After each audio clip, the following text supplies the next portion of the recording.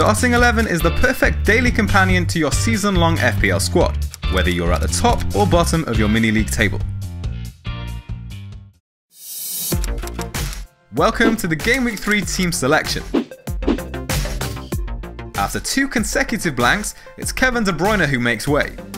Pep Guardiola's side have started the season a little bit slow. The red card against Everton didn't help matters, but even during their 2-0 win over Brighton on opening day, they weren't playing their usual free-flowing football.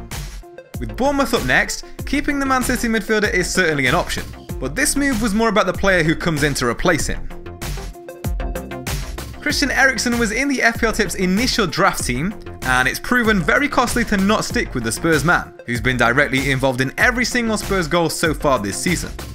Whilst there isn't a lot between the underlying stats of these two midfielders, it's Eriksen who narrowly comes out on top, with more shots on target, attempted assists and penalty area actions than De Bruyne so far.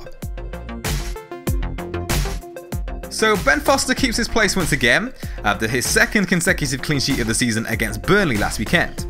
West Brom host Stoke in Game Week 3.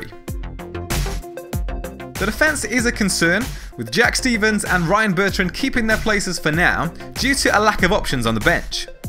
Saints travel to face an in-form Huddersfield side that have scored 4 goals so far in matches against Crystal Palace and Newcastle. Even more concerning is the fact that Arsene Wenger could drop Sead Kolasinac to the bench for their fixture against Liverpool. Laurent Koscielny returning from suspension will help to strengthen the defence, but will likely see Nacho Monreal moving back to his favoured left centre-back position, leaving 2 places in the team for Bellerin, Oxlade-Chamberlain and Kolasinac to fight for. So that situation will need monitoring, and it may be that a 4-point hit is needed, so stay tuned for updates via Twitter as usual. If Sead Kolasinac does end up moving to wing-back, he certainly would be worth keeping. There are 2 changes in midfield, with Christian Eriksen entering the team ahead of his home fixture against Burnley, and Tom Carroll being preferred to James Ward-Prowse, who now looks a rotation risk for Southampton. It isn't ideal to be starting the 5th midfielder, but the Swansea man is on set pieces, following the departure of Gylfi Sigurdsson, and has produced 3 attempted assists so far. He's up against a Crystal Palace side that have lost each of their opening Premier League games, conceding 4 goals to Huddersfield and Liverpool collectively. Aaron Ramsey and Willian don't have the best fixtures on paper, but both came close to points last game week, with the Welshman getting 4 goal attempts against Stoke while the Chelsea midfielder struck the woodwork against Spurs. This will likely be the last game in the team for Willian, with Eden Hazard now very close to a return. The 3 forward options all keep their places, as Romelu Lukaku faces a Leicester side that shipped 4 goals in their last away game, in the 4-3 defeat to Arsenal on opening day.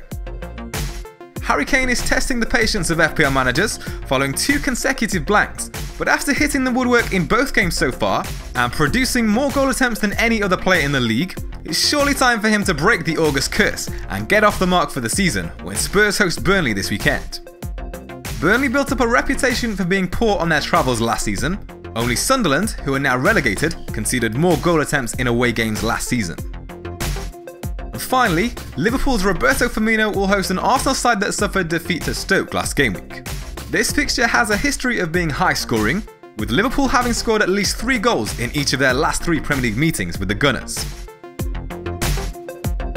The bench remains very thin, with Paul Dummett still sidelined through injury, and James Ward-Prowse now a rotation risk, but hopefully we can hold out until using the wildcard. As far as captaincy is concerned, Romelu Lukaku remains a strong option.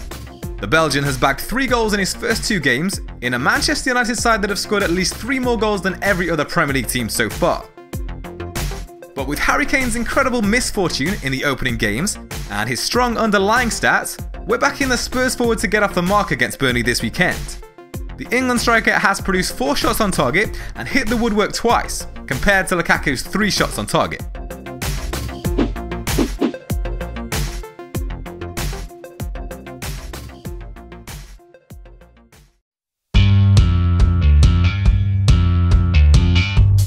Welcome to the future of fantasy football with Starting 11. Build an 11-player roster during the week, but with Starting 11, your experience doesn't stop when the real-life matches begin. Instead, Starting 11 lets you make up to 3 substitutions to your fantasy squad during live play, just like a real manager.